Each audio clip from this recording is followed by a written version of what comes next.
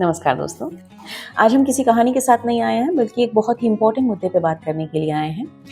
अभी कल ही की बात है, मेरी मुलाकात एक ऐसी महिला से होती है जिनके जो पति हैं वो अपनी कोई भी समस्या की वजह से इस समय बहुत ही मानसिक दबाव में हैं और तकरीबन डिप्रेशन की अवसाद की स्थिति में आ चुके हैं और ये बहुत लंबे समय से चल रहा है। उस महिला ने कई बार कोशिश करी कि वो उनको इलाज के लिए ले जा सके, लेकिन जो उनके शौहर हैं वो ना तो इलाज करना चाहते हैं, ना ही कुछ और काम अपने ऊपर करना चाहते हैं। तो उसकी वजह से हो ये रहा है कि वो खुद तो परेशान है ही, लेकिन जो महिला लगातार उनके साथ रह रही है और उनको संभालने की कोशिश कर रही है, वो खुद भी उन्हीं की श्रेणी में जाती जा रही है, खुद भी उसी मानसिक दबाव और अवसाद को महसूस करने लग गई है। हमारे समाज में अक्सर ये होता है कि हम लोग कोई भी दिमागी परेशानी जो होती है उसको इतना सीरियसली नहीं लेते हैं और कोई भी प्रोफेशनल हेल्प लेने से बचते हैं, जबकि ये नहीं होना चाहिए।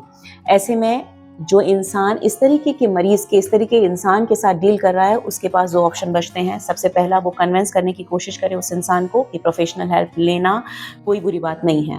वो थेरेपिस्ट के पास जा सकते हैं, वो काउंसलर के पास जा सकते हैं, साइकेट्रिस्ट के पास जा सकते हैं। अब बात आती है उन लोगों की जो जाना नहीं चाहते हैं या जो वहाँ नहीं रहते जहाँ पे इस तरीके की जो सर्विसेज है वो अवेलेबल हों। तो ये बेहद ज़रूरी है कि आप अपने आसपास कोई भी ऐसे विवेकशील इंसान को, वाइस पर्सन को ढूंढें जो उनको कुछ चीज़ों को रोज़ थोड़ा थोड़ा करके समझा सके, उन्हें मोटिवेट कर सके। ख़ास तौर पे ये बेहद इंपॉर्टेंट है कि वो इंसान उनके साथ रोज़ ना रहता हो और इमोशनल तौर पे वो खुद स्ट्रांग हो, भावनात्मक तौर पे वो इतना इंडिपेंडेंट हो कि जब उनको डील कर रहा हो तो परेशान ना हो। जब आप साथ में रह रहे होते हैं तो ये बहुत डिफ़िकल्ट हो जाता है कि ऐसे इंसान का जो बर्ताव है उसको झेलते रहना, और लॉन्ग टर्म में जब आप ऐसे झेलते हैं तो ये सारे सिम्टम्स आपके अंदर भी आने लग जाते हैं, अवसाद की श्रेणी में आप भी आने लग जाते हैं।